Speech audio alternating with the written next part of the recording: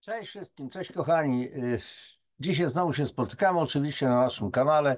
Witam Was bardzo serdecznie, Janusz Dąbrowski, gospodarz tego kanału. Dla tych, którzy są po raz pierwszy, tylko powiem, jeżeli nie czytaliście wcześniej jakiegoś opisu, czy nie wiecie dokładnie o czym ten kanał jest, to kanał poświęcony przede wszystkim profilaktyce zdrowotnej, szeroko rozumianej. Ja sam zajmuję się od końca lat 90. Tą profilaktyką. Kiedyś nie miałem nawet zazielenionego pojęcia o tym, o czym dzisiaj Wam mówię.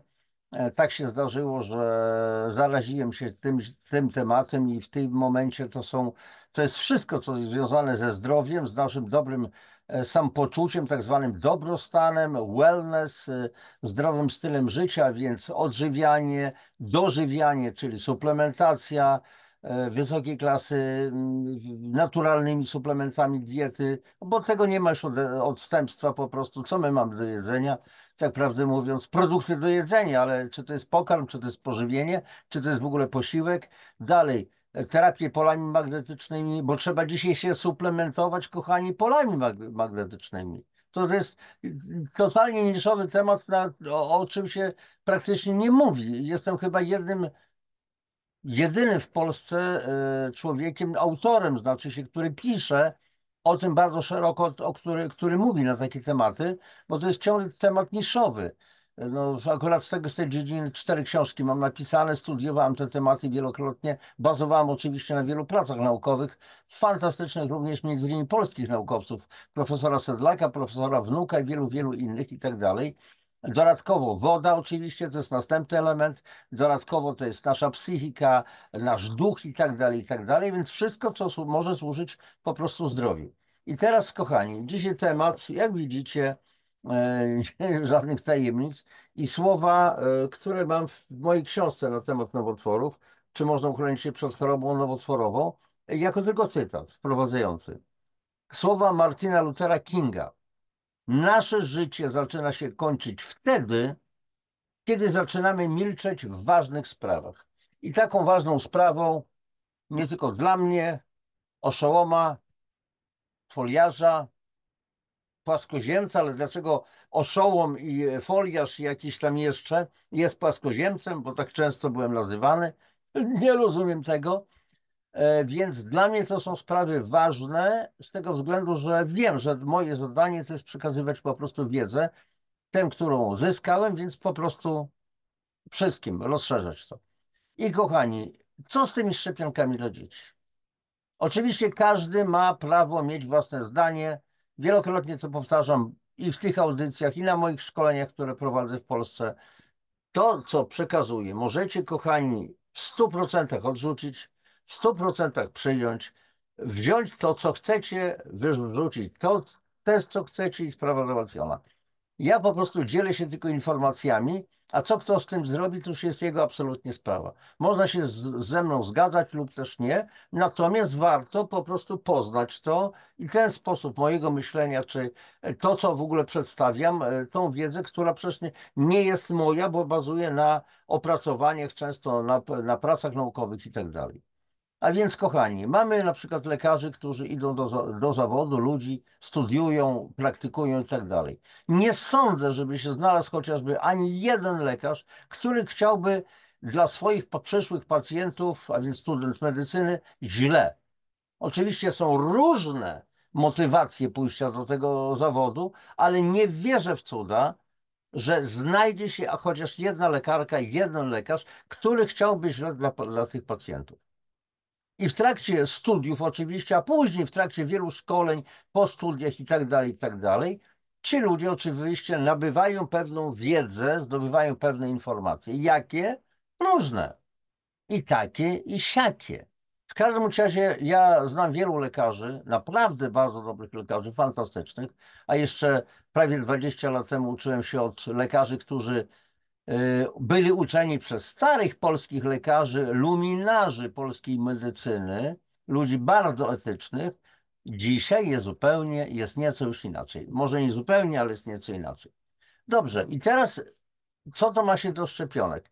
Swego czasu, chyba rok czy półtora tego roku temu byłem w Siedlcach gdzie razem z moją znajomą robiliśmy duże, całodzienne takie szkolenie i tam trafiła się pani doktor, która widziałam, że kiwała cały czas tak jakby potakująco głową. Nie widziałam wcześniej, że to jest pani doktor, później podchodzi, przedstawia się, mówi: panie Januszu, zgadzam się w tym w zupełności. I a propos szczepionek, tłumaczę młodym pediatrom: ludzie, co wy robicie? Nie szczepcie dzieci w pierwszej dobie życia. No i dobra, na tym kończymy na razie i udostępniam ekran, bo posłużę się, jak bardzo często bywa, kochani, pewnym artykułem już, no właśnie, z takiego portalu amerykańskiego, Children's Health Defense. No i właśnie, i tutaj mamy to. Oczywiście, jak zwykle, link do tego artykułu znajdzie się w opisie audycji. Jeżeli będziecie chcieli mieć polskie tłumaczenie, to trzeba znaleźć ten artykuł, wyklikać po prostu i tam włączyć sobie tłumaczenie i sprawa załatwiona. Natomiast my tu od razu tłumaczenie mamy i pytanie od razu wstępne w tym artykule. Dlaczego tak wiele osób kwestionuje skuteczność szczepionek? Sekundka tylko. Aha, dobrze, mam duży tekst. Lekarze, systemy szkolne i media od dziesięcioleci mówią rodzicom, że przestrzeganie harmonogramu szczepień dzieci CDC, czyli to jest Centers for Disease Control and Prevention, to jest taka instytucja w Stanach, czyli Centra Kontroli Zapobiegania Chorobom, jest najlepszym sposobem utrzymania zdrowia dzieci. No w Polsce oczywiście też jest kalendarz szczepień i uważa się, że szczepienia są przymusowe. Nazywa się to szczepieniem obowiązkowym, ale co znaczy obowiązkowym? Obowiązkowym, jeszcze myślę, że zrobimy sobie taką audycję. To jest obowiązkowe jedynie dla tych, którzy chcą i mieć je za darmo, bo to jest obowiązek państwa szczepić tych, którzy chcą szczepić dzieci lub samego siebie. Natomiast dlaczego rodziców karze się ewentualnie za brak szczepienia dziecka, a tu trzeba byłoby wejść do prawa, ale tym się może zajmiemy kiedy indziej. Więc jeżeli szczepionki są bezpieczne i skuteczne, dlaczego wokół nich narastają tak duże kontrowersje? Dlaczego niektórzy rodzice decydują się całkowicie pominąć szczepienia lub pozwalają na ich ograniczony harmonogram, który nie jest zgodny z zaleceniami CDC? I teraz, żebyśmy się dobrze rozumieli, kochani, ja nie jestem w ogóle antyszczepionkowcem. Wiele razy mówię o tym, że jeżeli mamy jechać do tak zwanych ciepłych krajów tropikalnych, do Gujany, brytyjskiej, francuskiej, załóżmy, czy do Afryki, to siłą rzeczy powinienem się zaszczepić przeciwko malarii, przeciwko jakimś chorobom tropikalnym, bo mogę coś po prostu przywlec. Proste, proste. Natomiast co jest dzisiaj z dzieciakami zwłaszcza? To zastanówmy się, co zawierają szczepionki. Dobrze. Dlaczego nasze dzieci są tak chore? Przy wszystkich postępach medycyny w niedawnej historii, dlaczego dzieci w naszym kraju są coraz bardziej chore? Uwaga, ten artykuł dotyczy United States of America, a my żyjemy sobie w Polsce. Ale na przykładzie tego artykułu, który mówi o sytuacji dzieci i chorób w Stanach, odnieśmy to do sytuacji w Polsce. Zobaczmy, jak to jest w Stanach. W 1986 roku 12,8% dzieci w USA miało przewlekłą chorobę w porównaniu do 54% w 2007 roku. Co ciekawe, w ostatnim roku, w którym dane te zostały udostępnione publicznie, trudno zignorować paralelę między rosnącą liczbą zachorowań a rosnącą liczbą szczepionek dla dzieci. A przy okazji tutaj widzicie takie różne bardzo fragmenty z The New York Times i tak dalej, i tak dalej. Zobaczcie, 40% dzieci chronicznie choruje. Co na to CDC? I tak dalej, i tak dalej. Zobaczmy. Chociaż korelacja niekoniecznie wskazuje na związek przyczynowo-skutkowy, jasne jest, że coś jest nie tak i zdrowie naszych dzieci zmierza w złym kierunku. Jedynym sposobem na powstrzymanie tych niepokojących trendów zdrowotnych jest badanie wszystkich możliwych przyczyn. A nawet jeśli oznacza to ponowne zbadanie tego, co ironicznie zostało uznane za ustaloną naukę w medycynie głównego nurtu. Bo się u nas pisze coś takiego, w Polsce również, że jak jakiś lekarz, naprawdę super lekarz, jak na przykład profesor Andrzej Frydrychowski, zarzucano mu nienaukowość, z tym, że to nie jest zgodne z aktualną wiedzą medyczną. Co to znaczy aktualna wiedza medyczna? Kto ocenia, że to jest coś aktualne, a coś jest nieaktualne? Kto zna to, co na przykład właśnie robił profesor Frydrychowski, albo co mówi nauka? Bo ja dzisiaj robię audycje na podstawie wielu artykułów naukowych, ocenionych, opublikowanych w tak zwanym PubMed, czyli Biblii lekarzy. I okazuje się, że czasami, że ktoś też mówi, proszę pana, to jest nienaukowe, na ten temat nie ma żadnych badań naukowych. Ja mówię, proszę bardzo, proszę, proszę, proszę, proszę. Linki mogę dostarczyć. Linki są pod moimi audycjami. I teraz popatrzcie bardzo ciekawego. Coś na temat autyzmu w Stanach Zjednoczonych. Zwróćcie uwagę na to, co teraz pokazuję, to zaraz będzie zanikać pewnie i zaraz się będzie znowu pojawiać. 1970 rok, po lewej stronie, jedno dziecko na 10 tysięcy chorowało. Dalej 2016, zaraz muszę to tutaj pokazać. Chwileczkę.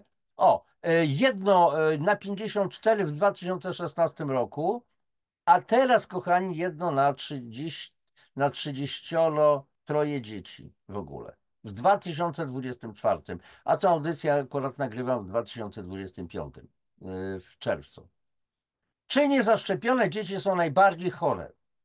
Możesz być zaskoczony tym, co ujawnia obecna wiedza naukowa. Liczne, recenzowane badania obserwacyjne wykazują, że niezaszczepione populacje rzadziej cierpią na przewlekłe schorzenia niż ich zaszczepieni rówieśnicy. I teraz popatrzcie, co tutaj jest. Tutaj chodzi o to, że po prostu mamy opóźnienia rozwojowe. Developmental delays chyba, jeżeli dobrze to prawidłowo czytam. Zaszczepieni 2,18, niezaszczepieni 1. Więc jeżeli na przykład porównamy niezaszczepione dzieciaki jako jedynka taka do obliczeń, to zaszczepione to jest 2,18 razy więcej w stosunku do tych dzieciaków mają już, tych dzieci więcej jest z opóźnieniami rozwojowymi. I teraz popatrzcie dalej. Chociaż same w sobie nie są to jednoznaczne wnioski, to jednak obecny stan wiedzy naukowej dostarcza niezaprzeczalnego, alarmującego sygnału wskazującego, że dalsze badania nad profilem bezpieczeństwa szczepionek i możliwymi mechanizmami ich uszkodzeń organizmów mają pierwszorzędne znaczenie. I teraz zobaczcie, astma. Znowu porównanie. Prawie 4,5 raza więcej wśród zaszczepionych w stosunku do niezaszczepionych. Bo wśród niezaszczepionych też może się pojawić astma, a więc prawie 4,5 raza więcej.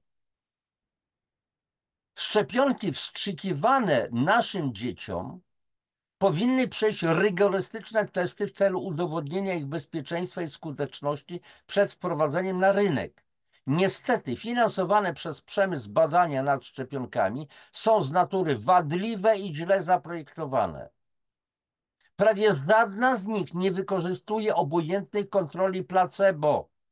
Nawet niektóre z tak zwanych placebo zawierają problematyczne adiuwanty, takie jak aluminium, i nie mają żadnych długoterminowych badań z podwójnie ślepą próbą. Cały harmonogram nigdy nie został właściwie przetestowany, pomimo tego, co słyszymy od producentów szczepionek i naszych federalnych agencji zdrowia, które twierdzą, że byłoby nieetyczne wstrzymywanie szczepionek ratujących życie przed dziećmi. Skąd mogą wiedzieć, że szczepionki ratują życie lub że korzyści przewyższają ryzyko, skoro są jeszcze na etapie testów?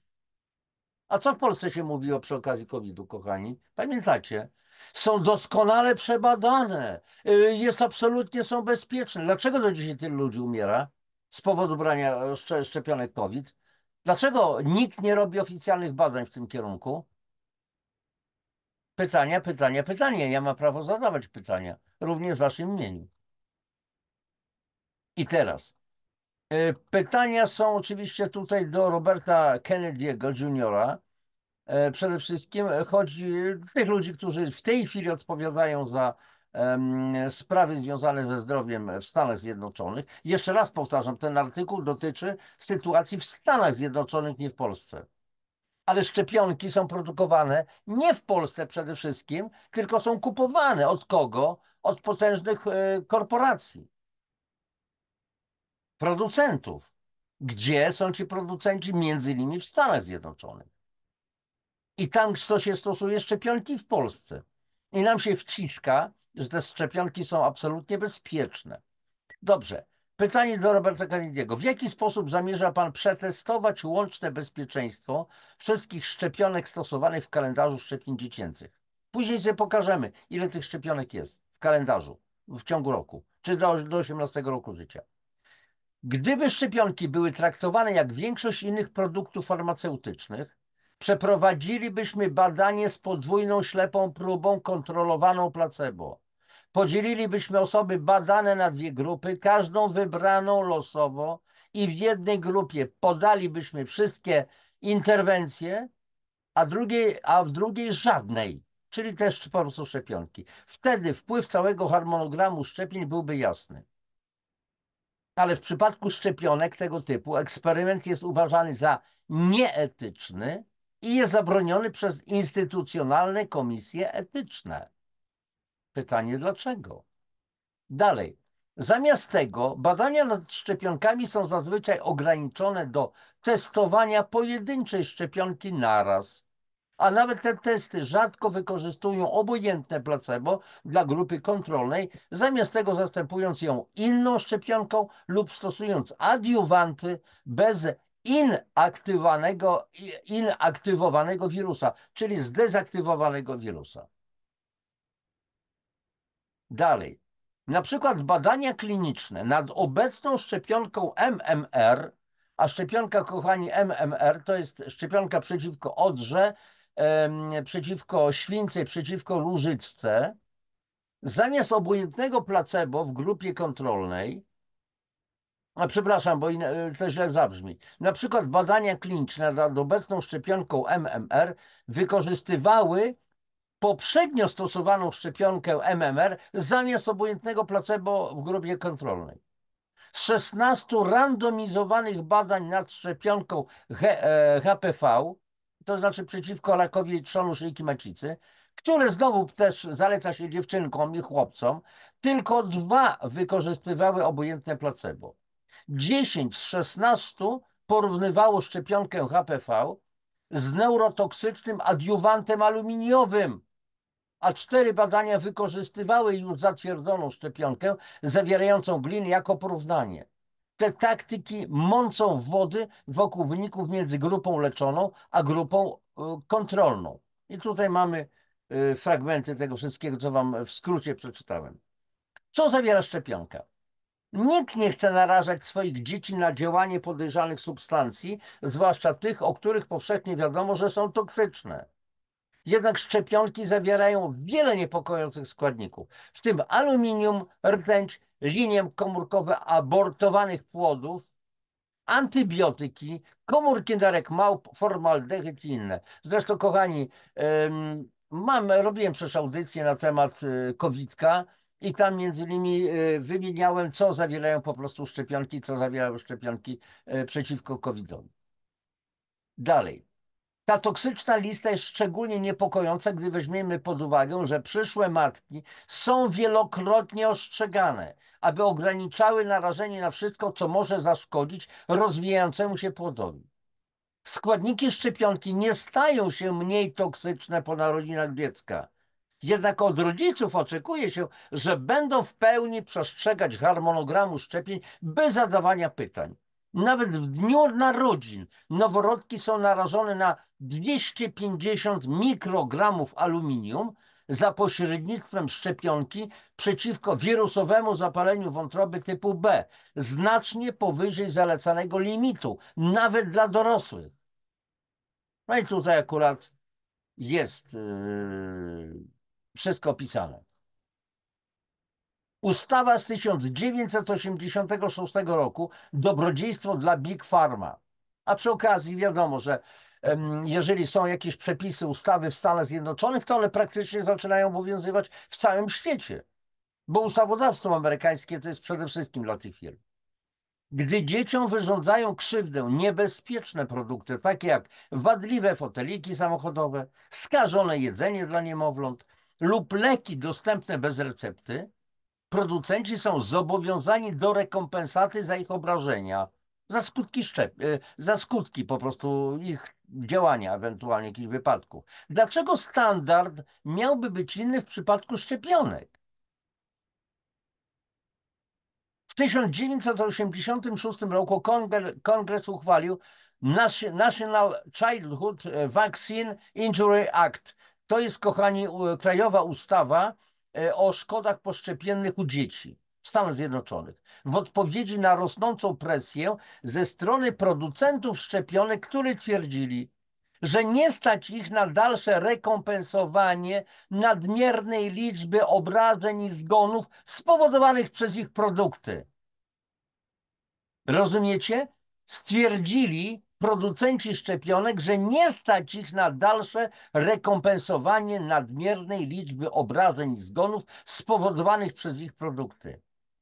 Ustawa przyznała firmom farmaceutycznym całkowity immunitet od odpowiedzialności za jakąkolwiek szczepionkę zalecaną w harmonogramie CDC, czyli tej Centers for Disease Control and Prevention dla dzieci. A jak było w Polsce? Były kupowane szczepionki przeciwko COVID-kowi i co? I niech to państwo odpowiada.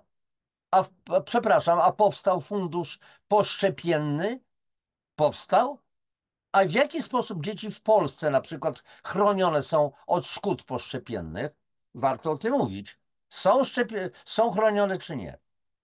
Gdy nie było już zagrożenia pozwem za skutki uboczne, firmy farmaceutyczne zintensyfikowały prace rozwojowe, co doprowadziło do swoistej gorączki szczepionek, której przychody gwałtownie tych firm wzrosły z 750 milionów dolarów w 1986 roku do 89 miliardów dolarów w 2021 roku.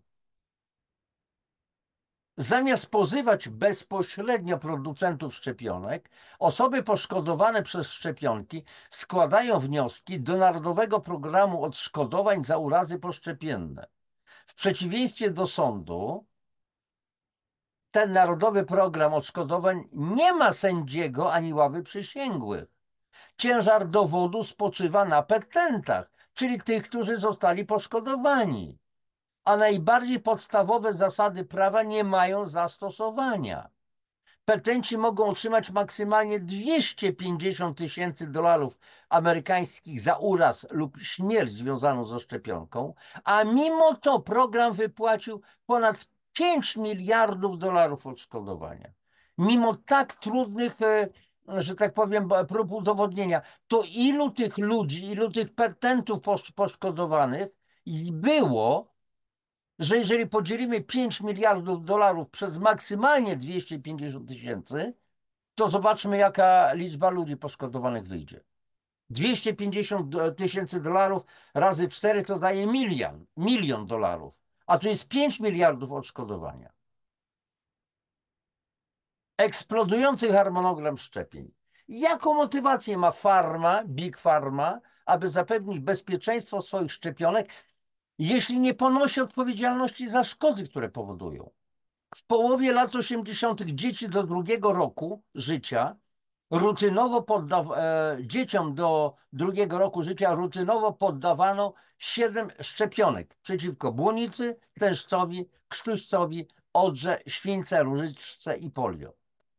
Obecnie oprócz wcześniejszych szczepionek zalecany przez CDC harmonogram szczepień dla dzieci do 2 lat obejmuje szczepienia przeciwko wirusowemu zapaleniu wątroby typu B, rotawirusowi, hemofilus influenzae typu B, to jest takie zakażenie bakteryjne, które nieraz, czasami atakuje dzieci do 5 roku życia, chorobie pneumokokowej, grypie, ospie wiecznej, wirusowemu zapaleniu wątroby typu A, RSV i COVID. Obecnie dzieci otrzymają do 80 szczepionek do 18 roku życia, wliczając dawki przypominające. W porównaniu z 24 szczepionkami w 1983 roku.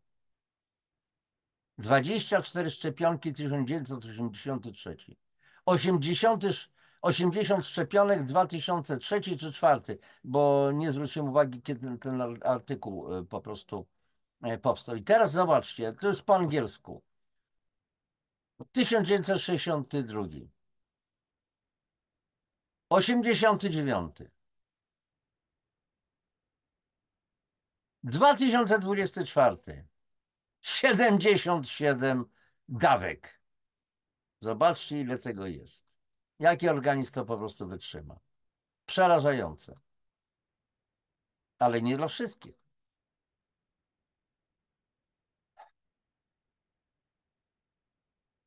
I to jest właśnie, kochani, to. Urazy poszczepienne, prawdziwe, a nie rzadkie. Publiczna Służba Zdrowia twierdzi, że obrażenia poszczepienne są niezwykle rzadkie, a korzyści ze szczepienia znacznie przewyższają ryzyko. Jednak Vaccine Adverse Events Reporting System, VAERS, później będziemy mówić VAERS, po prostu opowiada inną historię. VAERS opiera się na tym, że ludzie poświęcają czas na zgłaszanie swoich obrażeń poszczepiennych, szkód poszczepiennych, a pracownicy służby zdrowia często nie robią tego. Badanie Harvardu z 2011 roku wykazało, że mniej niż 1% obrażeń szkód poszczepiennych jest kiedykolwiek zgłaszanych. Mimo to jest ponad 2 miliony 579 111 zgłoszeń.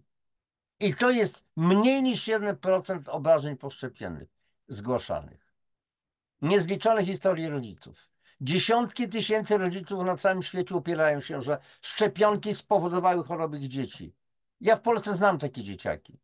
Na moim kanale w playliście wywiady jest między innymi jest kilka wywiadów z Kingą nomen omen Dobrowską. Jej syn Radek miał celiaklię i miał, kochani, cukrzycę typu 1. Do 5 chyba roku życia, jak dobrze pamiętam, dziecko się rozwijało jak potrzeba, nagle później zaczęły się bardzo poważne problemy. Więc tak po prostu pytałem Kingę, musiałem to wyłowić, o co chodzi, kiedy to powstało, kiedy w ogóle dziecko zaczęło się gorzej czuć. Ja w tej chwili już nie pamiętam tej historii, musiałbym odświeżyć, ale to był absolutnie poszczepienna szkoda. Absolutnie. Oczywiście ja nie jestem lekarzem, nie znam się na tym i tak dalej, ale matka wie co robi.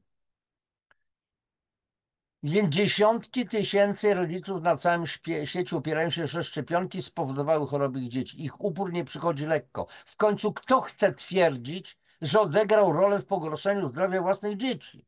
Ci rodzice są oszukiwani i marginalizowani, gdy rzucają wyzwanie przemysłowi farmaceutycznemu i mówią o szkodliwości szczepionek. Ale mój lekarz mówi, żaden lekarz nie wchodzi do zawodu medycznego z zamiarem wyrządzenia krzywdy dzieciom. Ale studia medyczne nie obejmują zbyt wielu kursów na temat nauki stojącej za szczepionkami. Większość lekarzy po prostu zaleca swoim pacjentom przestrzeganie wytycznych CDC bez badania szczepionek w harmonogramie lub rozważania ryzyka i korzyści każdego zastrzyku, w tym potencjalnych interakcji, jak w przypadku innych interwencji medycznych i produktów farmaceutycznych.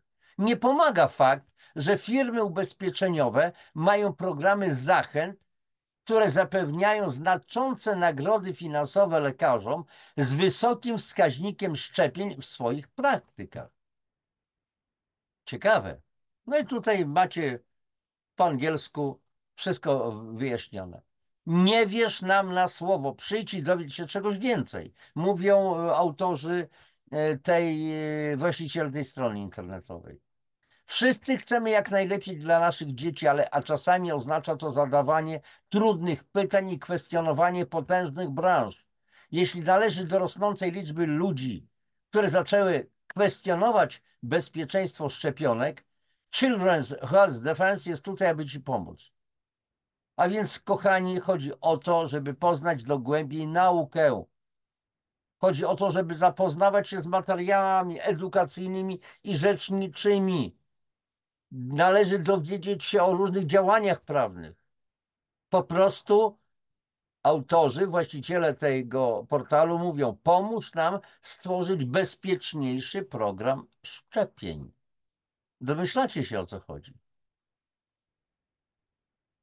Kochani, link do tej strony będzie, jak powiedziałem, w opisie audycji. Już zamykamy to udostępnienie. Przekazałem tę wiedzę, to co powinno być ogólnodostępne dla wszystkich rodziców. I kiedy każdy lekarz powinien w rozmowie z rodzicem przed szczepieniem dziecka o tym mówić. O tym, że ewentualnie mogą wyjść odczyny poszczepienne i tak dalej. I teraz jak jest w Polsce, bo ja po prostu posłuchałem tylko kilku rodziców, jak to się dzieje. Nie wiem, czy to jest prawda, czy też nie, ale żeby zgłosić odczyn poszczepienny, to lekarz musi wypełnić całą potężną stertę papierów. Rozumiecie, o co chodzi? Komu się chce wypełnić papiery? Komu chce się robić wywiad z rodzicem? I tak dalej, i tak dalej, i tak dalej. Więc z góry, na zasadzie a priori, odczyn poszczepienny może być co najwyżej może do 1,5 miesiąca. Ale po 4, po 5 latach nigdy w życiu. To dlatego ja pytam, a dlaczego w takim razie na przykład ogromnym problemem staje się na przykład cukrzyca typu 1 w dziecięcym świecie? Jeżeli mniej więcej 10-15 lat temu na cukrzycę typu 1 chorowały dzieciaki mniej więcej w wieku 10-12 lat, to teraz w ciągu ostatnich 5 lat narasta jakaś dziwna epidemia. Chorują co już zaraz młodsze dzieci, 5, 6, 7-letnie. I lekarze mówią, chorują dzieci półroczne, kilkumiesięczne na cukrzycę typu 1. Cukrzycę, gdzie wysepki beta-trzustkowe Langerhansa nie wytwarzają insuliny. Wspomniany Radek, dziecko Kingi Dąbrowskiej, wywiad, jeszcze raz powtarzam, wywiady, playlista. Radek właśnie chorował na celiakię i cukrzycę typu 1. A wcześniej nie chorował. Więc co się stało? Bo co, bo mama ponczusiami karmiła, poiła go Coca-Colą? Nie. Od tego można się nabawić cukrzycy typu 2. Cukrzycy metabolicznej po prostu, ale nie cukrzycy typu 1. I co z tym? I jeżeli dojdzie do takiej cukrzycy, czy jest szansa na wyleczenie? Jest pewna szansa na aktywację tych wysepek. Nie zawsze się to może udać, ale jest szansa, ale trzeba naprawdę mocno czyścić organizm, wzmocnić go, dożywić go. Takie przypadki mieliśmy już. Bo tak jak wiecie, prowadzę specjalny program pracowany przez lekarzy czeskich, bazujący na suplementacji, odpowiednio przygotowanej suplementacji. Jak to w ogóle działa, to jest akurat, słuchajcie, jak wejdziecie na playlistę, jak kompleksowy program zdrowia, tam jest audycja, jak kompleksowy program zdrowia może zapewnić po prostu powrót do zdrowia i tak dalej. I tam zasady są wytłumaczone. Kochani, na dzisiaj tyle. Myślę, że ta audycja rozszerza naszą wiedzę na temat tego wszystkiego, co się dzieje. Jeszcze raz powtarzam, nie chodzi o to, żeby być wrogiem szczepień i antyszczepionkowcem. Nie, tu chodzi o to, żeby opracować system ewentualnie szczepień, który byłby absolutnie bezpieczny dla naszych dzieci. I tylko tyle. Kochani, jeżeli uważacie, że ta audycja wniosła coś fajnego do waszego życia, więcej wiedzy, rozjaśniła pewne rzeczy i tak dalej. Nauczyliście się, tak jak samo ja się uczę, znajduję materiał, uczę się cały czas. To proszę o wasze lajki, subskrypcje, o komentarze, żeby kanał rósł po prostu, żeby ta wiedza docierała do większej grupy ludzi. Bardzo dziękuję wam za uwagę, za to, że jesteście, bo bez was nie byłoby sensu w ogóle, żebym pracował, zajmował się tym. Trzymajcie się do następnego spotkania. Papatki.